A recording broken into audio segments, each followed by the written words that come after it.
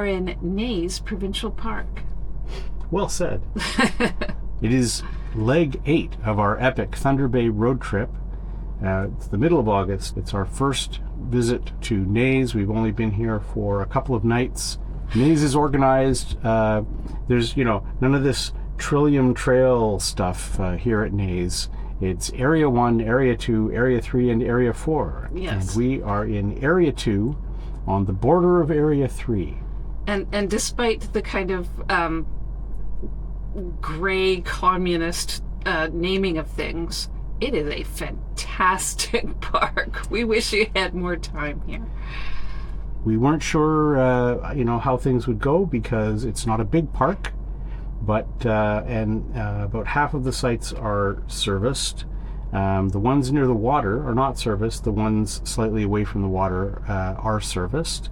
Although in Area 1, which is completely different, it's serviced pull-through sites right on the water. But they are different because they're kind of KOA style open, but they do have this amazing view of Lake Superior. Every once in a while there's an annoying tree to get in the way of the view. But yes, very different. So we're in the forest. We were actually surprised. We're on Site 93, which I was concerned about because it is right at the main intersection of the entrance into areas 2 and 3.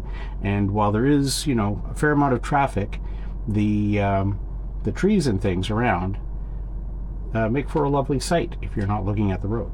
Yeah, and the road's not super busy. I haven't really noticed traffic. I guess what I have noticed is more people walking by. So everyone that's going to the comfort station from Area 3 walks by our site.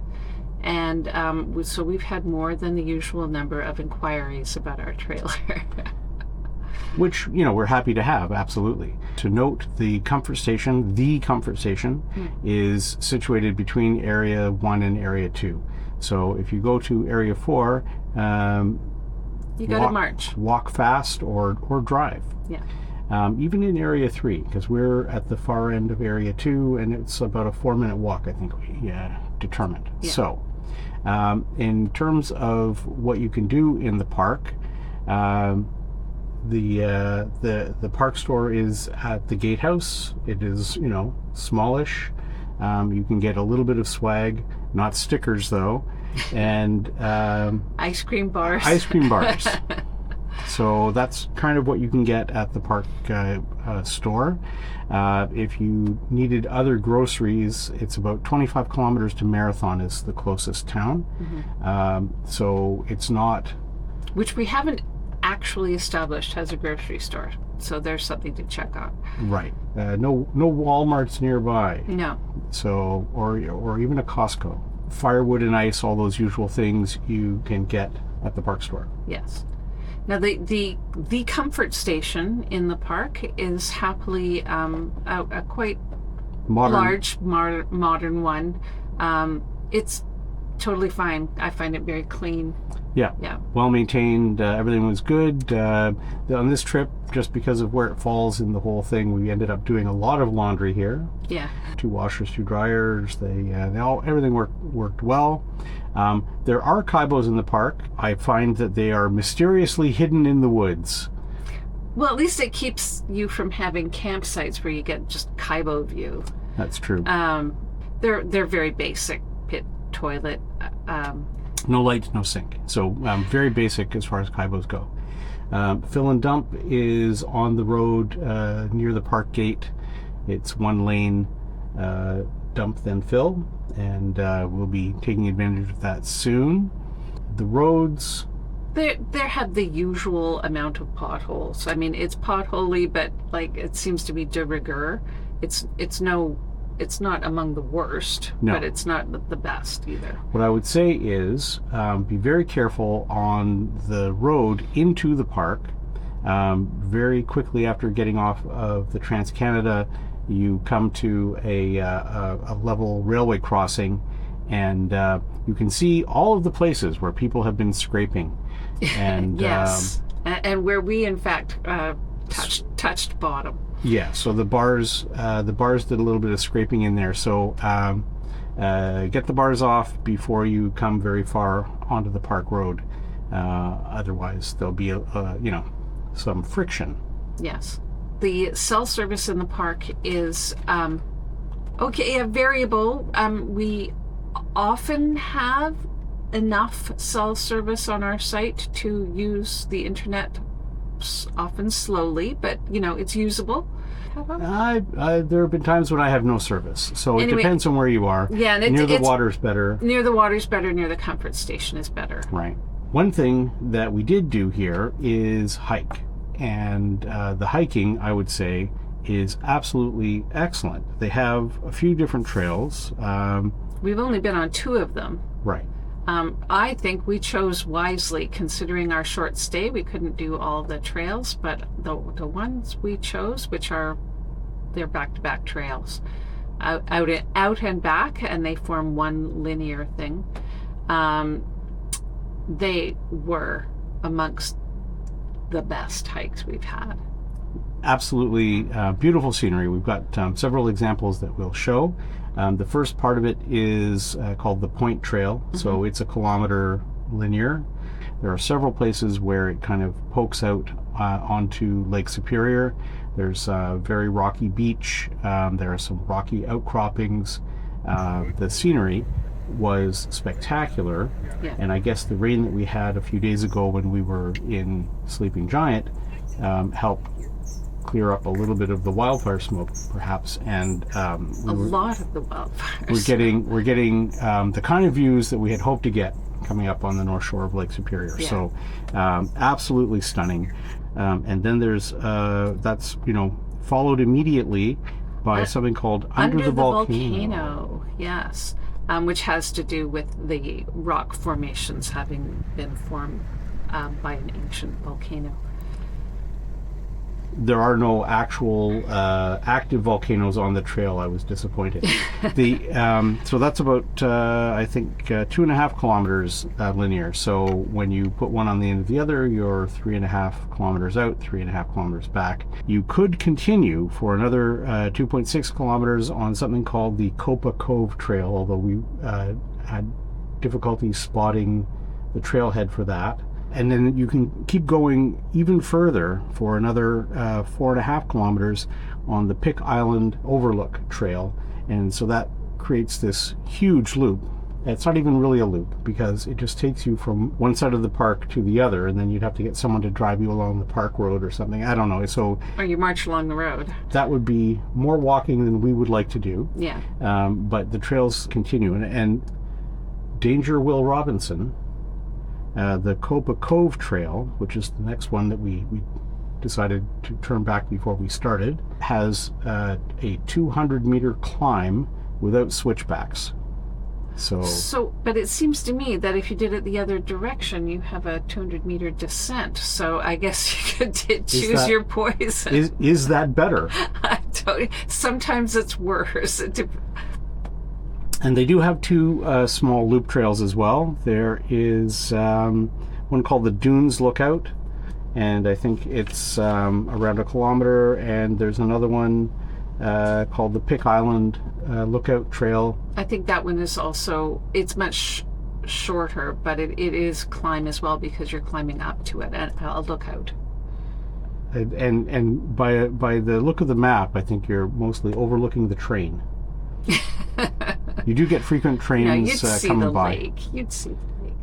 It depends on which way you're looking. I suppose. I want to see the train. Okay. We hear the train frequently. Yeah, not Osler Lake level. It's not Osler Lake train, but there's train. The visitor center here, I think, is excellent. Yeah. And we went to a discovery program. Mm-hmm.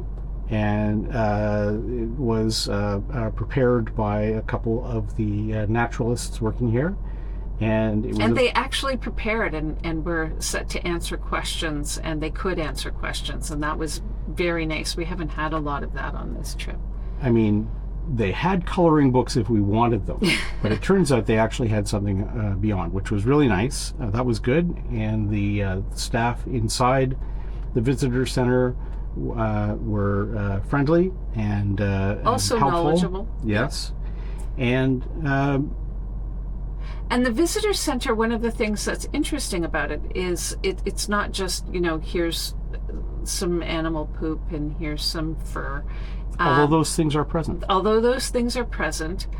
There's also some history to this area because it was a prisoner of war camp for German officers.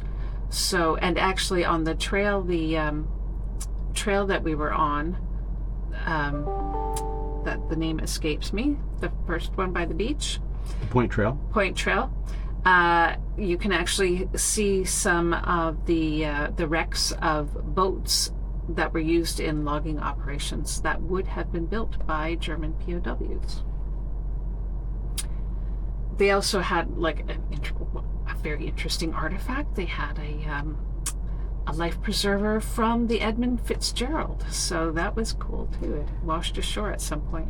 We went to the visitor center at the end of our walk, which was, we started a little bit too late to finish by lunchtime, so we were kind of thirsty, kind of hungry. I feel like I didn't give all of the interesting exhibits the attention that they deserve. No. So on a return visit, I would certainly take a closer look at the visitor center. It was really, really well done. Yeah. There were, as we mentioned, a couple of trails. The trails that we were on were so beautiful that it makes me wonder, how nice are the other trails also. Probably really good hiking, so I would certainly return to do more hiking here. Swimming, the beach is fine. It's sandy, like real sand, and covered in driftwood, but that kind of gives it a little character. And there are sections that you can go to where there are smooth granite rocks to swim off of as well. Not that we swam. I still haven't got up the gumption to get into Lake Superior. Lake Superior is chilly. Plus the weather, while we've been here, has been on the cool side, which doesn't kind of, induce you to go into even colder water. So. Right.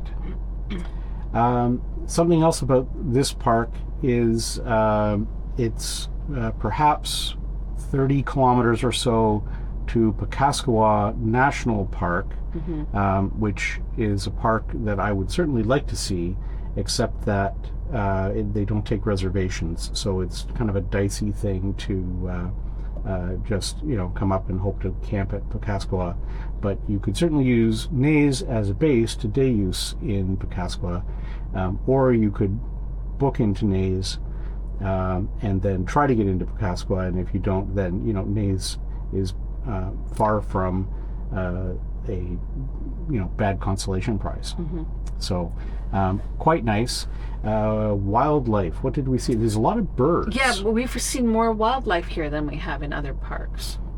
Lots of birds. We had ruffed grouse just walking across our site, pecking around the woods. We also saw one on our hike, pecking around the woods. We added some birds to the lifetime list on Merlin. Pretty neat that way. Another interesting bird we saw on our hike, a cormorant just sitting on a rock by the shore of Lake Superior, which the fellow in the visitor center assured us is a rare thing to see around here. There are some sites, better and worse sites here. We took some notes, and those will be in the description of the video. But I have to say, despite your dire warnings, I really like the site we're on. The site we're on, is much better than I feared it would be based on just looking at the Look how beautiful. Site. Believe it or not, there's a road just behind there. So the best thing about the park, I would say, is the hiking and the location and the views of Lake Superior. Worst thing, the park is not big, but it is long. Yeah, and if you the one comfort station to rule them all is just it. As it turns out, our walk to the comfort station is not too bad, but it could be bad. Yeah. It would certainly be worse if we were in Area 3. So just, keep that in mind. And also, if it were rain and more rain, I'm not sure how far we would have to go to find something to do inside that was interesting to do. Right. But overall, I was interested to see what Neys was all about. I did not have huge expectations, but they have been vastly exceeded by the fabulous beauty of the place. Something that we didn't try here is paddling, and there is the Little Pick River nearby, which apparently can be paddled, but I don't know if they rent canoes here. Rentals are indicated on the map, so they must rent something, but we don't know what. Yeah. So that's another thing to keep in mind for the future. Mm-hmm. Something that we haven't talked about. On the way here, the drive between Sleeping Giant and Neys is spectacular in terms of the scenery. Yeah. Not spectacular in terms of having a constant cell signal, but the views, especially with the wildfire smoke dewed somewhat by the rain, absolutely spectacular. And they have several places along the road where you can stop and look at the views. But mysteriously, they seem to coincide with signs indicating that there is some kid saying, "Dad, stop drinking, we have to go." They don't want you to stay too long. Something that we have wondered about actually on the trip, and I have confirmed, is that it turns out some of these parks on the North Shore of Superior actually do have seasonal camping. So they will select some number of sites depending on the park and how much they fill up and so forth, and they'll take people who book basically from opening day till closing day, and they pay what seems like a pretty modest fee compared to the daily rate for that. So there it is, leg 8 of the epic journey. Goodbye to Neys and hello to Agawa Bay. Right, we're just stopped for lunch at the Wawa Goose on our way back from Neys. Just an addendum to Neys. We ended up packing up there in the pouring rain, first time we've ever done that, and noted that Neys gets quite wet, puddly in the rain. And particularly campsites that are closer to the lake, they get rivers of water flowing down into them. I noticed the outhouse near our site was literally a running river with water draining off the road down the path. So that's something to keep in mind. Be better prepared for wet than we were.